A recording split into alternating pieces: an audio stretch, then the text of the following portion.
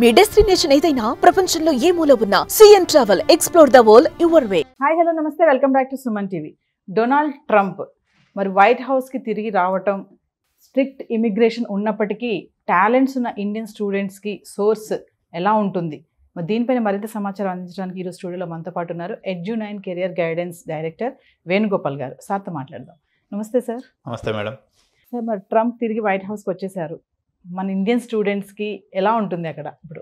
So రకరకాలైనటువంటి perceptions ఉన్నాయి madam. ఇందులో కొన్ని స్టాటిస్టిక్స్ మనం తీసుకున్నప్పుడు మన తెలుగు రాష్ట్రాల విద్యార్థులు ఎవరైతే ఉన్నారో 69% మంది ఎవరైతే విదేశాలకు వెళ్ళదలుచుకున్నటువంటి డెస్టినేషన్లో మనం తీసుకున్నప్పుడు 100 మంది విద్యార్థులు తెలుగు రాష్ట్రాల నుంచి బయటకు వెళ్ళారన్నట్టయితే 69% మంది విద్యార్థులు అమెరికానే వీళ్ళందరికీ కూడా హాట్ డెస్టినేషన్గా కొన్ని సంవత్సరాల నుంచి కొనసాగుతుందన్నమాట.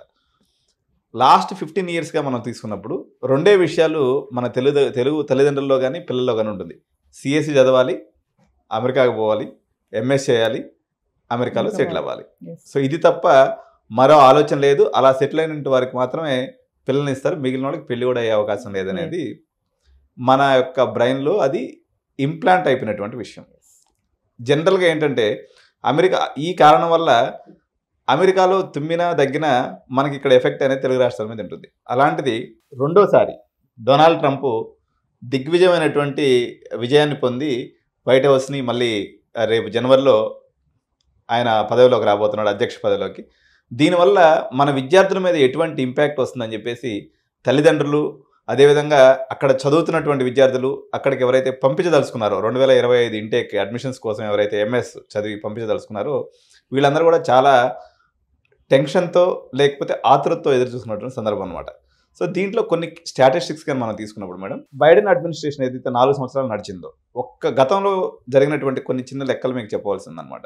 4 సంవత్సరాలు గత బైడెన్ అడ్మినిస్ట్రేషన్ ఏదైతే జనవరితో ముగుస్తుందో ఈ అడ్మినిస్ట్రేషన్ టైంలో భారతదేశం నుంచి రమారమిగా ఒక 9,50,000 మంది విద్యార్థులు మైగ్రేట్ అయ్యి అక్కడ చదువు కోసం వెళ్ళడం అనేది జరిగిందనమాట. రకరకాల కారణాల వల్ల, అంటే పోస్ట్ కోవిడ్ సినారియోస్ వల్ల అనుకోండి, అదేవిధంగా ఉక్రెయిన్ రష్యా వార్ వల్ల అనుకోండి, అదేవిధంగా ఇప్పుడు ఇజ్రాయిల్ మరియు పాలస్తీనా వార్ వల్ల అనుకోండి, లేకపోతే మన ఈ యుద్ధాల వల్ల ఎంప్లాయ్మెంట్ అనేది బాగా తగ్గిపోయినటువంటి పరిస్థితి ఉంది. ఎంత తగ్గిపోయింది అంటే ఈ వెళ్ళినటువంటి 9,50,000 మంది భారతీయ విద్యార్థుల్లో కేవలం 10% మంది మాత్రమే వాళ్ళకి ఉద్యోగ అవకాశాలు అనేవి దొరకడం జరిగింది. రిమైనింగ్ అందరూ కూడా, ఎందుకంటే ఇక్కడ నుంచి ఎంఎస్కి వెళ్ళదలుచుకున్నట్లయితే మినిమం ఒక 30 లక్షల నుంచి 45 లక్షల వరకు ఖర్చు అవుతుందన్నమాట. సో ఈ 45 లక్షలు వాళ్ళందరూ కూడా, అంటే 80% ఎవరైతే ఇక్కడ నుంచి అమెరికాకి వెళ్తారో వాళ్ళందరూ కూడా లోన్స్ తీసుకుని వెళ్తారు. ఎందుకంటే చాలా బ్యాంక్స్, అంటే అమెరికా అంటేనే ఫస్ట్ లోన్ ఇవ్వడం అనేది జరుగుతుంది. వాళ్ళందరూ కూడా లోన్స్ తీసుకొని అక్కడికి వెళ్ళినందువల్ల ఆ లోన్ రీపేమెంట్ షెడ్యూల్ అనేది స్టార్ట్ అయిపోయింది. అక్కడేమో మరోవైపున ఉద్యోగాలు లేవు. ఈ పరిస్థితుల్లో ఆడ్ జాబ్స్, అంటే పెట్రోల్ బంకుల్లోనో లేకపోతే సూపర్ మార్కెట్లోనో ఇటువంటిది ఇక్కడ పని చేసుకుంటూ కాలాన్ని వెళదీస్తూ ఉన్నారు. ఎవరికైతే ఆ టైం అయిపోయిందో మళ్ళీ రెండోసారి డిగ్రీలో జాయిన్ అవ్వడం, లేకపోతే రెండోసారి ఎంఎస్లో జాయిన్ అయ్యి ఆ రకమైనటువంటి పరిస్థితి యాజ్ ఆన్ టుడే ఉంది. ఇప్పుడు పుండి మీద కారం చల్లినట్టుగా ట్రంప్ రాకనేది ఒక రకంగా విద్యార్థులను ఇబ్బందికి గురి చేస్తుంది. ఎందుకంటే ట్రంప్ 1.0, అంటే ఏదైతే మొదటిసారి ఆయన అధికారంలోకి వచ్చాడో అప్పుడు ఈ ఇమ్మిగ్రెంట్స్ అందరిని కూడా రకరకాలైనటువంటి ఇబ్బందులు గురి చేయడం జరిగిందనమాట.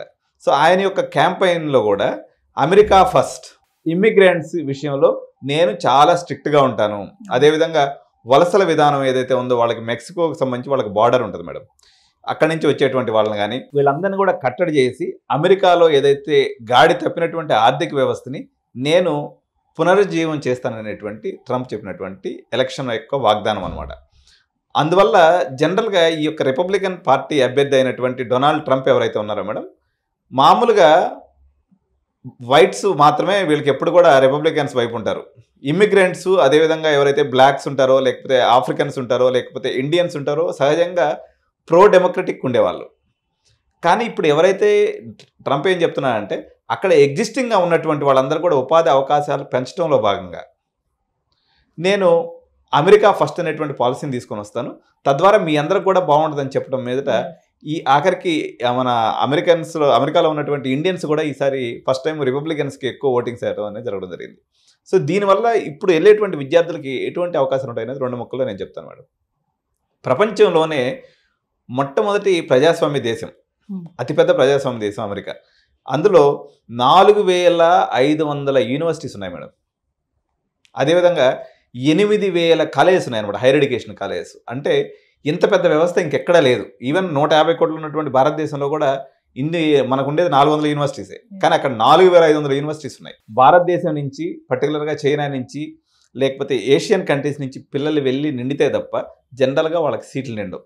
కాబట్టి ఇక్కడి నుంచి 2025లో ఎవరైతే వెళ్ళదలుచుకున్నారో వాళ్ళ వీసా విషయంలో ఎటువంటి ఇబ్బంది జరిగే అవకాశం లేదు మేడం, ఇది క్లియర్. ఓకే. కాబట్టి వీళ్ళు నిర్భయంగా, అందరికి కూడా వీసా రిజెక్షన్ రేట్ ఏదైతే ఉందో ఒకనొక టైంలో, ట్రంప్ టైంలో 21% అయింది, కానీ ఆయన ఇప్పుడు సవరించుకుంటాడు. ఎందుకంటే ట్రంప్ తనకు తానుగా ఒక రియల్ ఎస్టేట్ మ్యాన్, ఒక బిజినెస్ మ్యాన్. ఆయనకు అనేక రకాలైనటువంటి హోటల్స్ బిజినెస్ ఉన్నాయి, అనేక రకాలైనటువంటి ఇండస్ట్రియలిస్టులతో తనకు సత్సంబంధాలు ఉన్నాయి. అందువల్ల వ్యాపారాలని దెబ్బతీసే విధంగా, వ్యాపారం అంటే అక్కడ ఇప్పుడు మనకి ఇండియాలో ఏంటంటే విద్య అనేది వ్యాపారం కాదనేటువంటి ఒక సిస్టమ్ ఉంటుంది. కానీ అమెరికాలో ఎవరైతే యూనివర్సిటీ రన్ చేసుకుంటారో వాళ్ళు కమర్షియల్గా లాభం కోసమే రన్ చేస్తారు. సో అవి కూడా వ్యాపార సంస్థలే. కాబట్టి ఈ ఇండియన్స్ ఏదైతే మనకి సంవత్సరానికి 2.5 లక్షల మంది వెళ్తారో, లేకపోతే చైనా నుంచి ఒక 2-3 లక్షల మంది వెళ్తారో, వీళ్ళకి ఎటువంటి వీసా ప్రాబ్లమ్స్ అయితే వచ్చే అవకాశం లేదు. కాకపోతే ట్రంప్ తీసుకొచ్చినటువంటి కొన్ని మాటలని మనం నమ్మలేమన్నట్టు. ఎందుకంటే ఆయన కొంచెం చంచలమైన మనిషి. మనకి ఎలక్షన్ క్యాంపెయిన్ కోసం కొన్ని జుమ్లా అంటాడు. మన మోడీ అమిత్ షా చెప్పేటప్పుడు జుమ్లా అండి, అదేదో ఎలక్షన్ అప్పుడు అట్లా చెప్పే ఉంటారు. ఇట్లాంటి జుమ్లా మాటలుగా మనం ఏమనుకోవచ్చు అంటే, మీకు వచ్చిన వాళ్ళందరికీ గ్రీన్ కార్డ్ ఇచ్చేస్తామని చెప్పేసి అని అన్నాడు అనమాట. అది చేస్తాడా లేదా అనేది ఆయన యొక్క పరిస్థితి, ఆ రోజు సిచ్యువేషన్ బట్టి ఆధారపడి ఉంటుంది. జనవరిలో ఆయన ఆఫీసు సీట్ తీసుకున్న తర్వాత మేబీ కొన్ని చిన్న చిన్న విషయాల్లో మార్పులు ఉండొచ్చు, కానీ బట్ ఇండియన్ స్టూడెంట్స్కి అయితే క్లియర్గా వీసా విషయంలో మాత్రం ఎటువంటి ఇబ్బంది జరిగే అవకాశం లేదు. యాజ్ ఆన్ టుడే మనకు తీసుకున్నప్పుడు అమెరికా ఆర్థిక మాంద్యానికి అడుగు దూరంలో ఉందన్నమాట. సో ఈయన చేసినటువంటి ఎలక్షన్ వాగ్దానాలలో ముఖ్యమైనది ఏంటంటే రివైవల్ ఆఫ్ ఎకానమీని తీసుకొచ్చి అక్కడ ఉన్నటువంటి ఎకానమీని కానీ బూస్ట్ చేసినట్లయితే మన పిల్లలకి మేలు జరిగే అవకాశం ఉంది. ఎందుకంటే ఇప్పుడు ఉన్నటువంటి 9.5 లక్షల మందిలో కేవలం ఒక 10,000 మంది మాత్రమే జాబ్స్లో ఉన్నారు. మిగిలిన 8,50,000 మంది ఎవరైతే ఉద్యోగాలు లేకుండా ఉన్నారు, ఎకానమీ రికవరీ కానీ అయినట్లయితే వాళ్ళలో చాలా మందికి ఉద్యోగాలు వచ్చేటువంటి అవకాశం ఉంది. మనకి ఇంకొక అడ్వాంటేజ్ కూడా ఏంటంటే ట్రంప్ విషయంలో ఆయనకి చైనా అంటే అసలు పడదు. తద్వారా కాంట్రాక్టులు మనకు ఎక్కువ వచ్చేటువంటి అవకాశం ఉంది తప్ప ఇండియా విద్యార్థుల పాయింట్ ఆఫ్ వ్యూలో ఎటువంటి నష్టం జరిగేటువంటి అవకాశం లేదు. కాకపోతే H1B విషయంలో మాత్రం అంతకుముందు 3 ఏళ్ళు ఉన్నటువంటి టైం పీరియడ్ ఈయన 1 ఇయర్ చేస్తారు, జర అంటే గిలుతూ ఉంటాడు అనమాట. అంటే ఎప్పుడు అటెన్షన్లో ఉండాలనేటువంటి ఒక భావన ఉంటుంది తప్ప విద్యార్థుల పాయింట్ ఆఫ్ వ్యూలో మాత్రం ట్రంప్ వల్ల ఎటువంటి నష్టం జరిగే అవకాశం లేదు మేడం. స్టూడెంట్ వీసా కూడా ఏమన్నా స్ట్రిక్ట్ చేస్తారు? లేదు మేడం, స్టూడెంట్ వీసా స్ట్రిక్ట్ చేయడు. ఎందుకంటే ఆయన నినాదం ఏంటి మేడం, అమెరికా ఫస్ట్ అనేటువంటి నినాదం. నువ్వు ఇక్కడి నుంచి పోయేటప్పుడు 40 లక్షల రూపాయలు డబ్బులు తీసుకుని అక్కడికి వెళ్తున్నావు. అక్కడి నుంచి పోయిన తర్వాత నువ్వు మళ్ళీ పార్ట్ టైం చేసుకునేటప్పుడు నిన్ను హోమ్ల్యాండ్ సెక్యూరిటీ వాళ్ళు తీసుకుని లోపల వేస్తారు. ఎందుకంటే యాక్చువల్గా ఒక స్టూడెంట్ ఇక్కడ నుంచి అమెరికాకి వెళ్ళినప్పుడు వాళ్ళు క్యాంపస్ లోపల పనిచేయాలనేటువంటి ఒక నిబంధన ఉంటుంది. కానీ అన్అఫిషియల్గా మన వాళ్ళు అన్ని ఇక్కడ పనిచేస్తూ ఉంటారు. ఆ విషయంలో స్ట్రిక్ట్ చేసింది అనుకోండి, వీడు పార్ట్ టైం దొరక్క అందరూ కూడా మళ్ళీ ఇంటికాడ నుంచి నెలకు ఒక 60,000 రూపాయలు 70,000 రూపాయలు డబ్బులు పంపించే పరిస్థితి వస్తుంది తప్ప వీసాల విషయంలో పెద్దగా స్ట్రిక్ట్నెస్ అనేది ఉండదు. ఆయన ఇంకొక మాట కూడా ఏమంటున్నాడంటే, మా దగ్గరకు ఉన్నటువంటి టాలెంట్ బయటకు పోయి మళ్ళీ పెద్ద పెద్ద కంపెనీలు పెట్టి వాళ్ళు పెద్దవాళ్ళు అయిపోతున్నారు, కాబట్టి వాళ్ళకి నేను ఇక్కడే గ్రీన్ కార్డ్ ఇచ్చేస్తాను. అది జరగవచ్చు, జరగకపోవచ్చు, కానీ బట్ వీసాల విషయంలో మాత్రం ఎటువంటి ఇబ్బంది ఉండే అవకాశం లేదు మేడం. Thank you sir. నమస్తే.